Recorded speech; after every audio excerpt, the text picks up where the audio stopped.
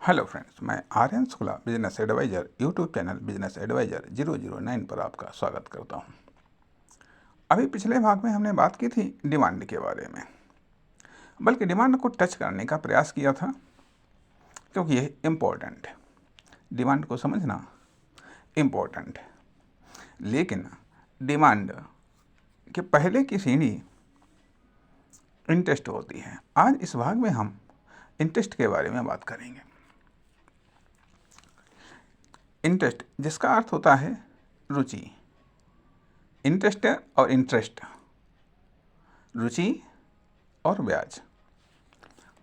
तो हम रुचि की बात करते हैं, इंटरेस्ट की बात करते हैं, जो कि डिमांड में कन्वर्ट हो जाती है।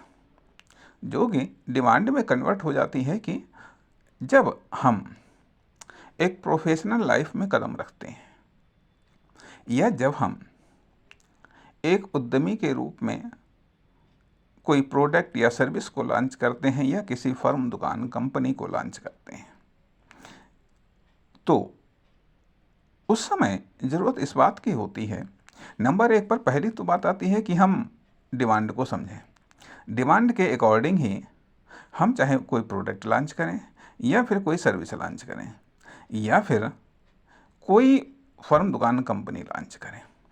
फर्म, दुकान, कंपनी, यह उस सोसाइटी की आवश्यकता होती है। सोसाइटी की आवश्यकता होती है, अर्थात डिमांड। डिमांड का अर्थ आप जानते होंगे कि डिमांड का अर्थ वह मांग होती है जिसके लिए चाहे व्यक्ति हो या कोई बिजनेस हो, पेमेंट करने के लिए तैयार होता है। पेमेंट करने के लिए तैयार होता है, अर्थात जिसके लिए वो पेमेंट नहीं कर सकता या जिसके लिए वो पेमेंट नहीं करना चाहता है, वह उसका इंटरेस्ट हो सकता है, उसकी इच्छा हो सकती है, उसका सपना हो सकता है। लेकिन यदि वह पेमेंट करने के योग्य नहीं है, पेमेंट करने के योग्य नहीं है, योग्य है, ठीक है, तब तो वह डिमांड हो सकती है, तब तो उसे डिमांड में कन्वर्ट किया जा सकता है। लेकिन यदि पेमेंट करने के योग्य ही नहीं है, यदि पेमेंट करने के योग्य ही नहीं है, तो हम भले ही इंटरेस्ट भले ही डेवलप कर लें, लेकिन उसको हम डिमांड में कन्वर्ट नहीं कर सकते। उदाहरण के लिए मान लिया, यदि एक गांव है, ठीक है, जहां पर लोगों की औसत आमदनी लगभग 5,000 रुपये महीने या 10,000 रुपये महीने है। अधिकतम उस गांव के किसी व्यक्ति की आमदनी 50,000 रुपये महीने है, जिसका एवरेज 10,000 के आसपास आता है। अब ऐसी जगह पर यदि आप यह कल्पना करें कि कोई व्यक्ति 40, 50, 60 लाख की कोई गाड़ी खरीदेगा, थोड़ा सा दिक्कत वाली बात है। कहने का अर्थ यह बनता है कि वहाँ पर उन लोगों की इस प्रकार की योग्यता नहीं है। इंटरेस्ट तो हो सकता है, कोई भी अच्छी चीज़ के प्रति इंटरेस्ट जगाया जा सकता है, कोई भी अच्छी चीज़ के प्रति, कोई भी उपयोगी चीज़ के प्रति, जो चाहे नकारात्मक उपयोगी हो चाहे सकारात्मक उपयोगी हो, इंटरेस्ट जगाया जा सकता है। लेकिन उसको डिमांड में कन्वर्ट करने के लिए ज़रूरी यह है कि कम से कम उस व्यक्ति या उस सोसाइटी की या उस बिजनेस की कहीं। अब यहाँ पर 3 चीज़ें आ रही हैं।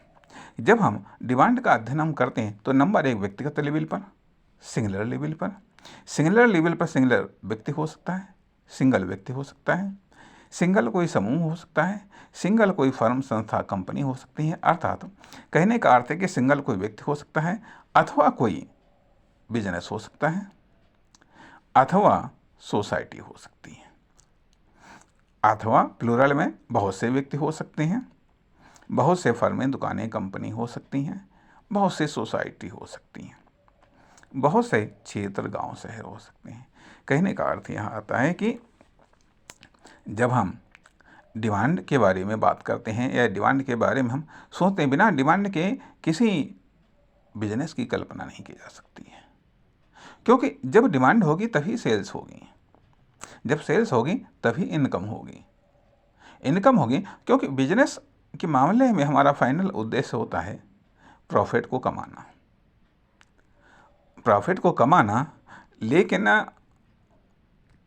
लेकिन लेकिन शर्त लगी है, लेकिन ये कि हम अपने कंज्यूमर, हम अपने उपभोक्ताओं के हितों को ध्यान में रखते हुए, अपने कंज्यूमर, अपने उपभोक्ताओं, चाहे वो पब्लिक हो चाहे वह कोई बिजनेस हो, अपने उपभोक्ताओं व अपने कस्टमर के हितों को ध्यान में रखते हुए या उनके हितों को साधते हुए बेनिफिट कमाना, ये आमतौर पर बिजनेस का एक सिंपल सा फंडामेंटल उद्देश्य होता है।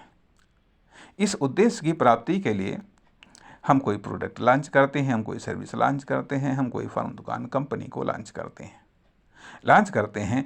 अब इसके लिए और साथ ही साथ किस लेवल पर हम लॉन्च करेंगे, उसकी क्या मात्रा होगी, ये डिमांड पर निर्भर करता है।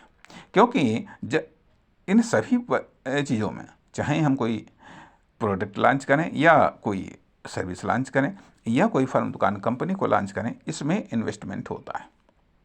इसमें इन्वेस्टमेंट होता है जो कि उसकी एक फंडामेंटल कास्ट होती है।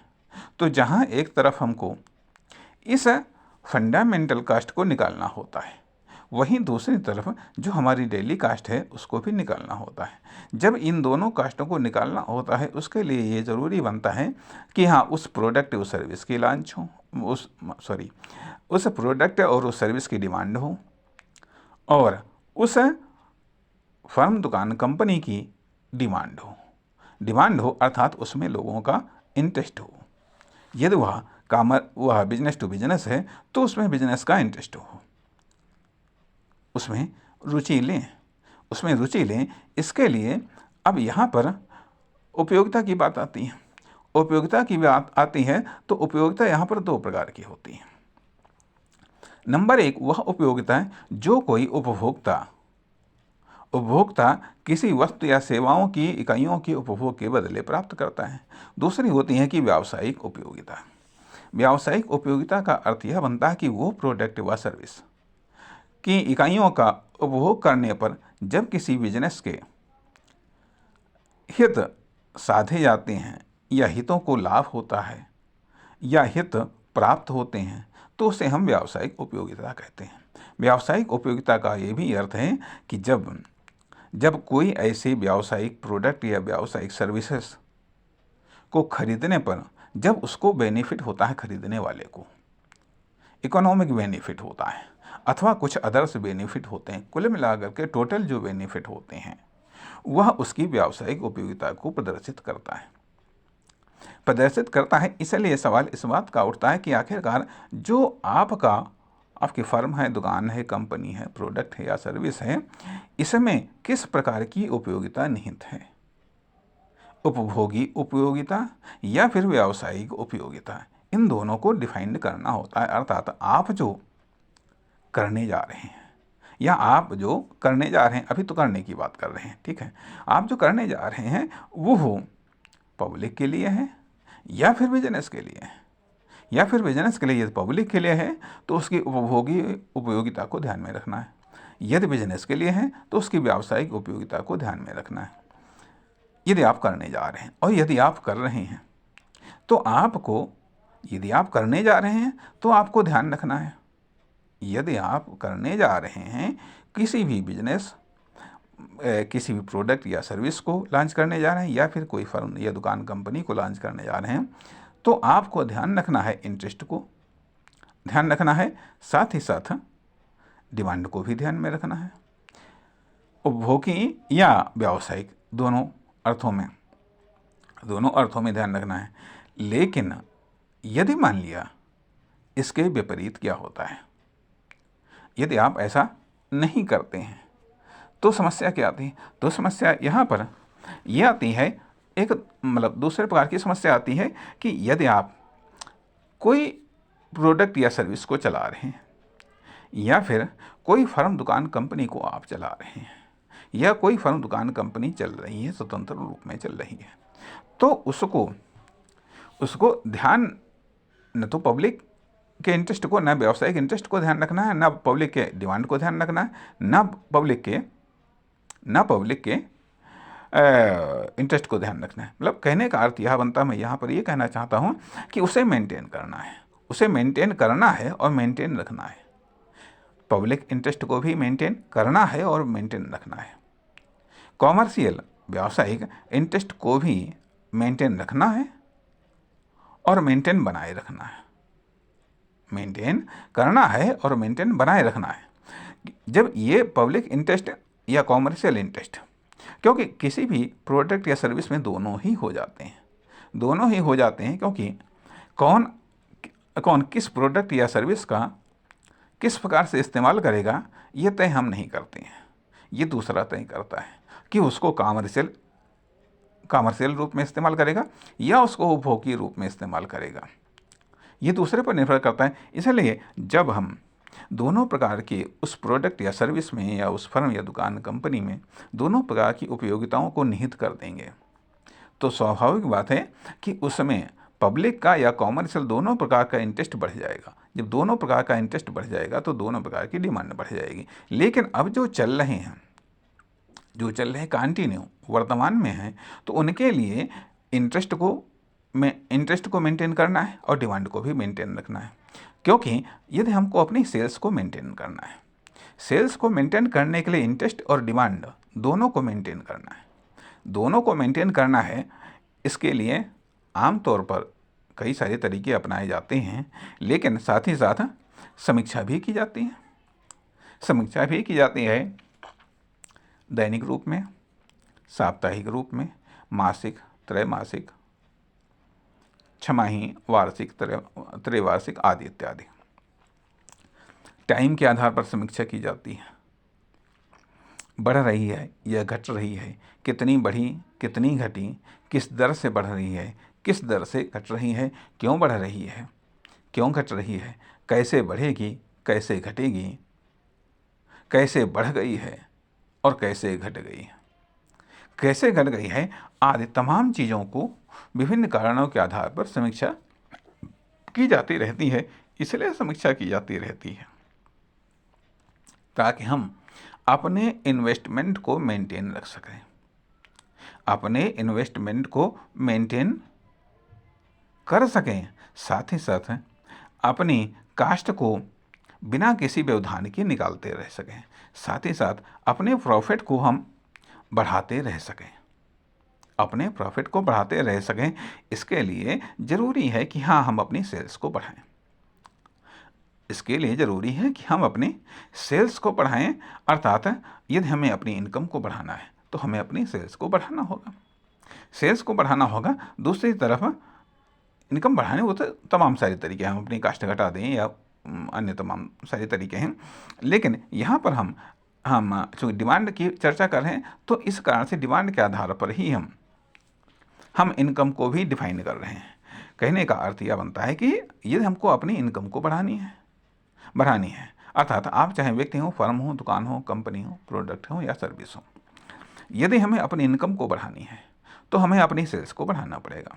यदि सेल्स को बढ़ाना है तो डिमांड को बढ़ाना पड़ेगा, और यदि डिमांड को बढ़ाना है तो हमें इंटरेस्ट को बढ़ाना पड़ेगा, और इंटरेस्ट को बढ़ाना है तो उपयोगिता को बढ़ाना पड़ेगा, और उपयोगिता को बढ़ाना है तो फिर क्वालिटी और क्वांटिटी को बढ़ाना पड़ेगा, और यदि क्वालिटी और क्वांटिटी को बढ़ाना है तो स्पेशलाइजेशन को मेंटेन करना पड़ेगा, और यदि स्पेशलाइजेशन को मेंटेन करना है तो फिर learning, searching, researching, development, experiment, ये तमाम कई सारी चीज़ें हैं, इसको मेंटेन करना पड़ेगा। इसके साथ ही साथ सप्लाई को भी मेंटेन करना पड़ेगा, सप्लाई को भी मेंटेन करना पड़ेगा, अर्थात जो हमें सप्लाई हो रही हैं या जो हम सप्लाई कर रहे हैं, दोनों सप्लाई को,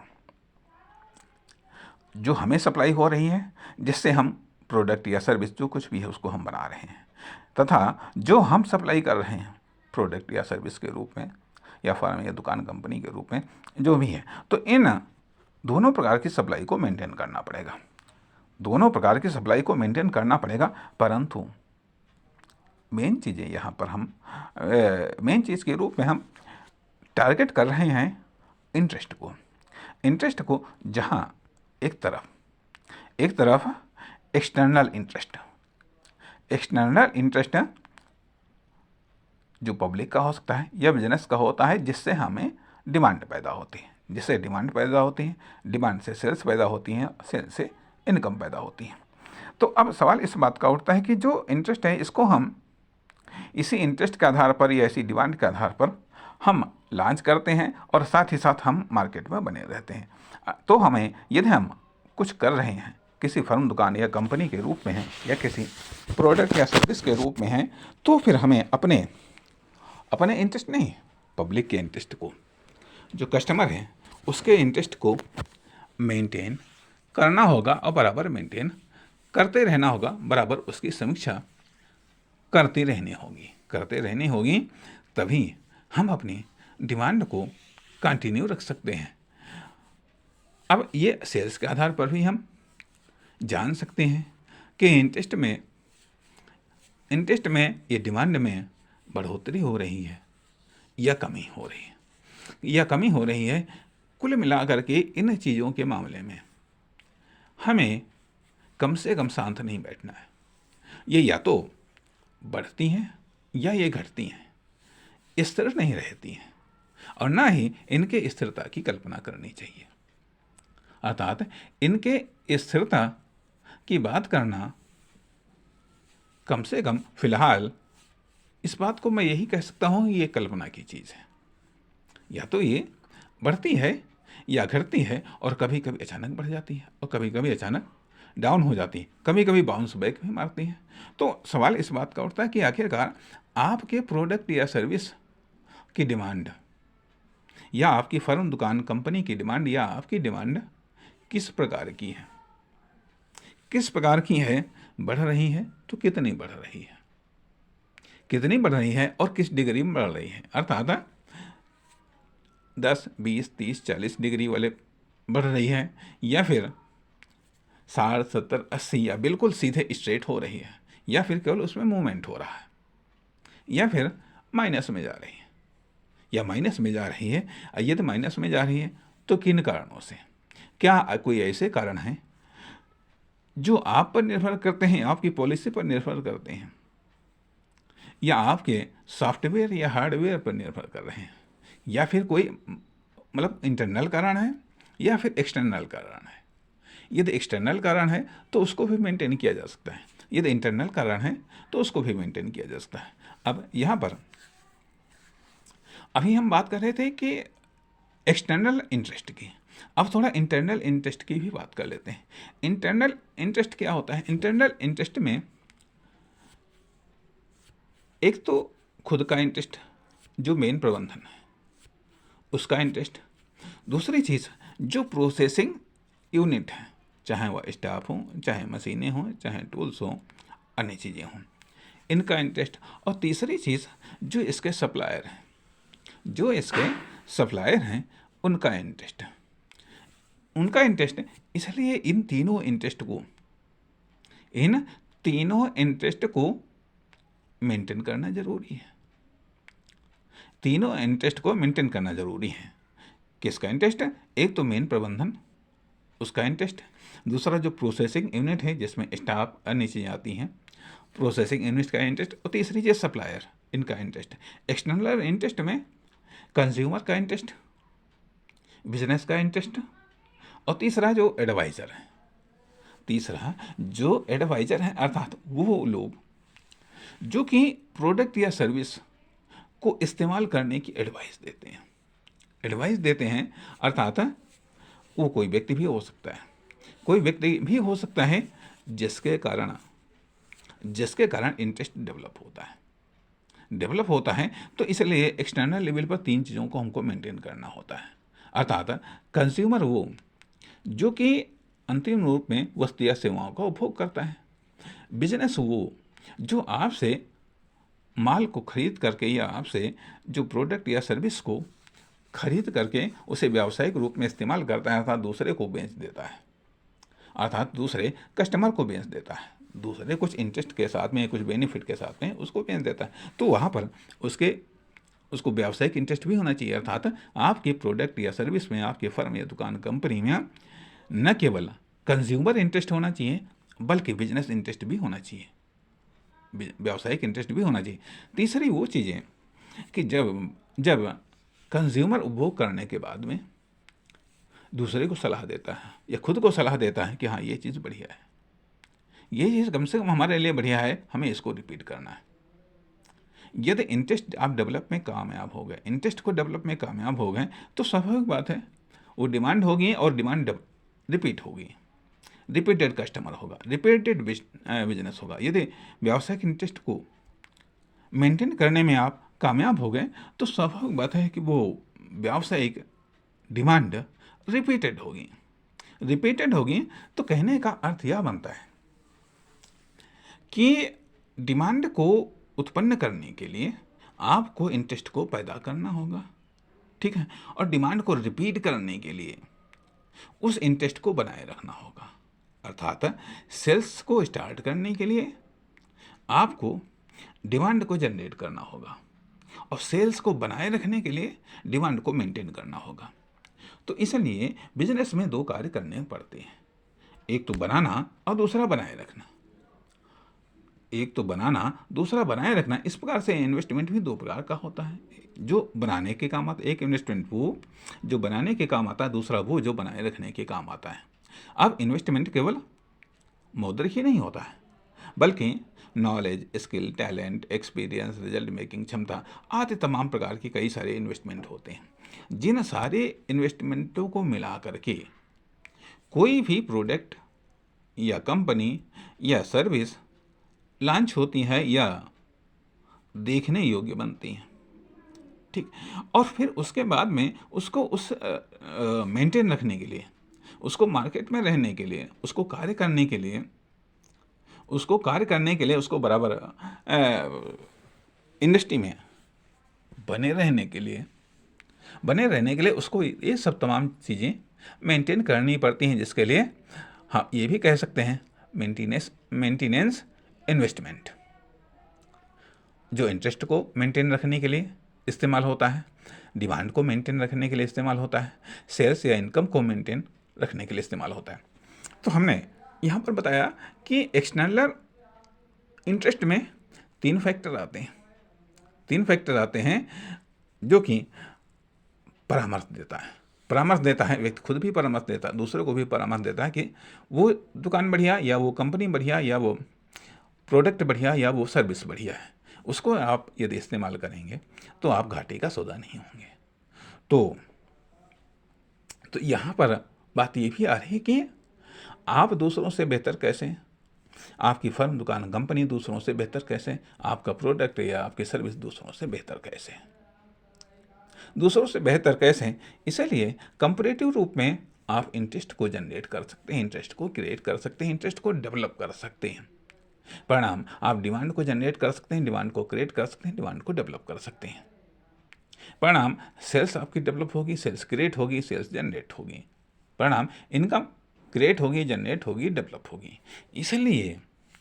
इसलिए मेन चीज़ यहाँ पर फिर वही आती है कि आपको अब इंटरेस्ट को समझना है। तीनों के एक्सपीरियंस ऐसा हो कि वो एडवाइस दे उस प्रोडक्ट या उस सर्विस को खरीदने के लिए या उस फर्म या दुकान, कंपनी, प्रोडक्ट से जुड़ने के लिए। दूसरी चीज़ उसकी उपयोगिता हो, सार्थकता हो, साथ ही साथ उसमें व्यावसायिक हितों को। इस प्रकार से आपको तीन इंटरेस्ट, जब आप एक यूनिट के रूप में हैं तो आपको एक्सटर्नल इंटरेस्ट का ध्यान रखना है। लेकिन जब आप इंटरनल इंटरेस्ट की हम बात करते हैं तो इंटरनल इंटरेस्ट को मेंटेन रखने की जिम्मेदारी जो टॉप प्रबंधन कमेटी है या जो टॉप प्रबंधन है उसकी जिम्मेदारी बनती है कि वह इंटरनल इंटरेस्ट को बनाए रखे, इंटरनल इंटरेस्ट को कायम रखें। इसके लिए ज़रूरी यह है कि वह जो प्रोसेसिंग यूनिट है, जो स्टाफ है या अन्य चीज़ें हैं, उनके इंटरेस्ट को बनाए रखें, जो सप्लायर हैं उनके इंटरेस्ट को बनाए रखें। इसके लिए ज़रूरी यह है कि हम आर्थिक हितों को भी प्राथमिकता दें। आर्थिक हितों के साथ ही साथ क्या कुछ ऐसा भी है जो आर्थिक रूप में न सही लेकिन गैर आर्थिक रूप में भी हम वो लाभ पहुँचा सकते हैं। यदि गैर आर्थिक रूप में भी हम कुछ लाभ पहुंचा सकते हैं, तो वो भी इन दोनों प्रकार के, ये दोनों सेक्टरों में इंटरेस्ट डेवलप करने के काम आते हैं।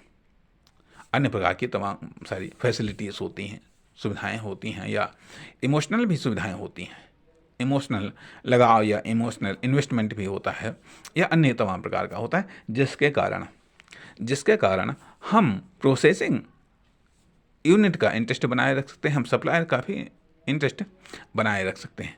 साथ ही साथ खुद का भी इंटरेस्ट होना जरूरी है। खुद का इंटरेस्ट क्यों है? जो फाउंडेशन इंटरेस्ट आता है वो खुद का इंटरेस्ट क्यों है? यदि हमारा ही